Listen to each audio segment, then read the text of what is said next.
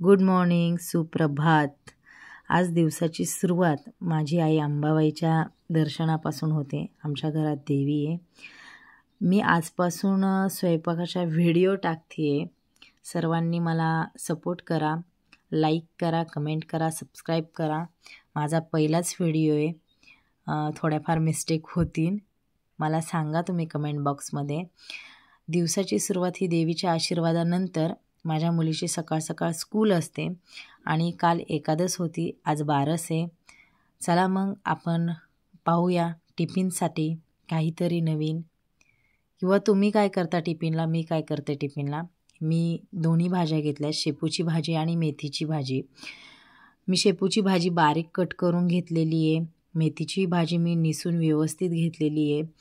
आता मी लसूण घेतलेला आहे, लसूण मी पूर्णपणे सोलणार आहे।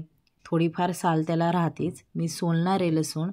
आणि लसूण सोलून झाला की मी खलबत्त्यामध्ये बारीक करणार आहे। तो पूर्णपणे पण बारीक नाही करणार आणि पूर्ण असा मोठा पण नाही ठेवणार, त्याला एकदा खलबत्त्यामध्ये ठेचून घेणार आहे।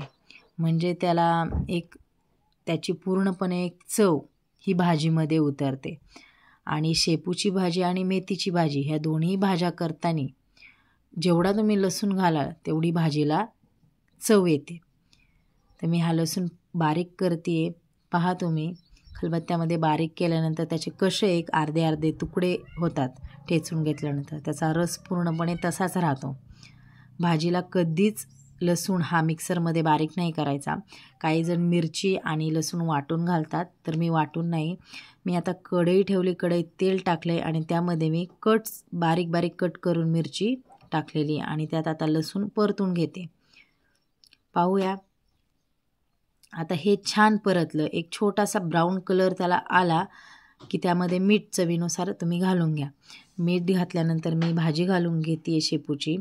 काही लोक शेपूची भाजी ही चिरण्याआधी धुतात, पण मी भाजी चिरून झाल्यानंतर धुते। कारण की आपण किती आधी धुतली तरी भाजीची पानं ही बारीक बारीक असतात आणि त्यामध्ये माती अडकलेली असते। बाजारात ज्यावेळेस शेपूची आणि मेथीची भाजी भेटते त्यावेळेस दोन्ही भाज्या ह्या धुवून आणल्या जातात, त्याच्यामुळे माती ही राहतेच। मग मी ती चिरल्यानंतरच धुते स्वच्छ, कारण की त्याची माती वगैरे निघून जाते। आता बघा मी भाजी धुवून टाकलेली आहे। त्याच्यानंतर मी ही मुगाची डाळ आहे, मुगाची डाळ मी घातलेली आहे, कारण की मुगाची डाळ आम्हाला आवडते। त्यामध्ये तुम्ही हरभरा डाळ घालू शकता, किंवा काहींना आवडलं तर शेंगदाण्याचा कूटही घालू शकता।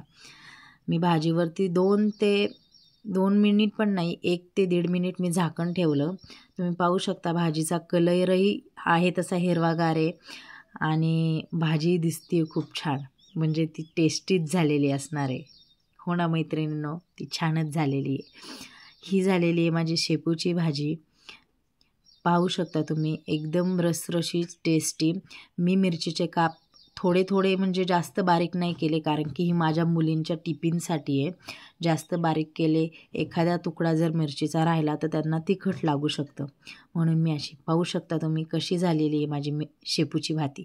आता मी करणार आहे मेथीची भाजी। आता कढई घेतली, कढईमध्ये मी 1.5 पळी तेल घालते, कारण की मेथीची एक बारीक गड्डी आणली होती टिफिनसाठी। त्यांना कंपल्सरी चपाती भाजी, मग तुम्ही भाजी कुठलीही द्या, पण चपाती कंपल्सरी असते। आता मेथीच्या भाजीला मी बारीक मिरची अशी छोटे कट्स नाही केलेले, मी एका मिरचीचे 2 तुकडे केले। का तर मेथीच्या भाजीत आम्हाला ती वाटून घातलेली मिरची पण आवडत नाही आणि जास्त बारीकही आवडत नाही। आम्हाला ही अशी तुकडे घातलेली मेथीची भाजी खूप आवडते। तुम्ही नक्की पहा मी कशी करते।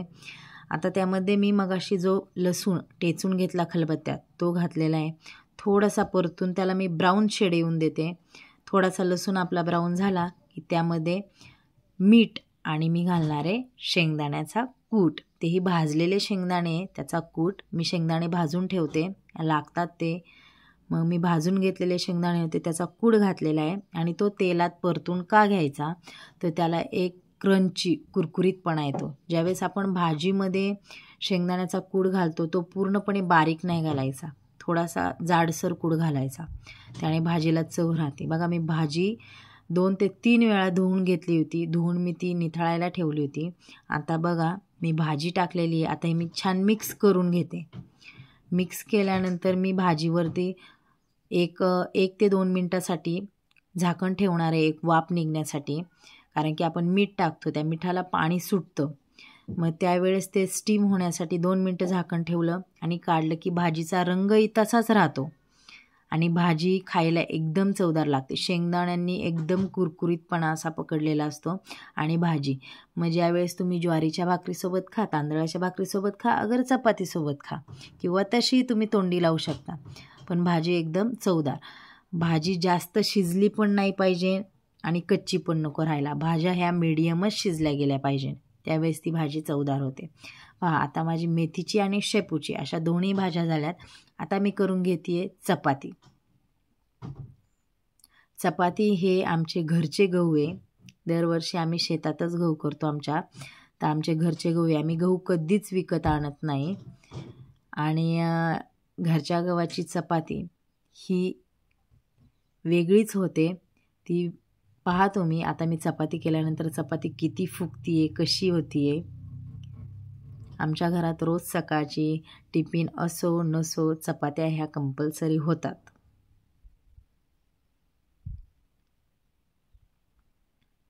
आता माझी चपाती झालेली आहे. मी आता ती तव्यावर, तुम्ही म्हणसाल तवा, तर माझा तवा काळाच आहे. बघा मी चपाती घेतली. चपाती कशी फुगती आहे तुम्ही पहा. कारण की चपाती काही जण म्हणतात फुगत नाही, काहींची फुगते, काहींची फुगत नाही. पण माझी चपाती ही प्रत्येक वेळेस फुगते. तुमची फुगते का नाही तुम्ही सांगा. बघा चपाती. आणि मी चपातीला तेल लावणार नाही, कारण की माझ्या दोन्ही मुलींना चपातीला तेल लावलेलं आवडत नाही. आता ही माझी चपाती झालेली रेडी. आता चपाती रेडी झाल्यानंतर मी टिफिन भरणार आहे. या मैत्रिणींनो, मग आपण पाहूया टिफिन. तर टिफिन घेतलेला हा छोट्या मुलीचा टिफिन आहे, त्यामुळे एक गाळ्याचाच टिफिन आहे. मोठीचा डबल गाळ्याचा टिफिन आहे, कारण की तिचं स्कूल टायमिंग जास्त आहे. हिचं स्कूल टायमिंग 8 ते 12:30चा असतो. शेपूची भाजी घेतली, मेथीची भाजी घेतली. मी त्याच्यातनं मिरची काढली, कारण की स्कूलमधून तसं आहे की लहान मुलांच्या टिफिनमध्ये मिरची जर भाजी केली तर तुम्ही मिरची काढूनच भाजी द्यायची.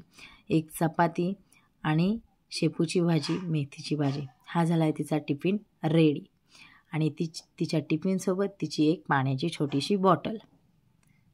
भेटूया पुन्हा एकदा.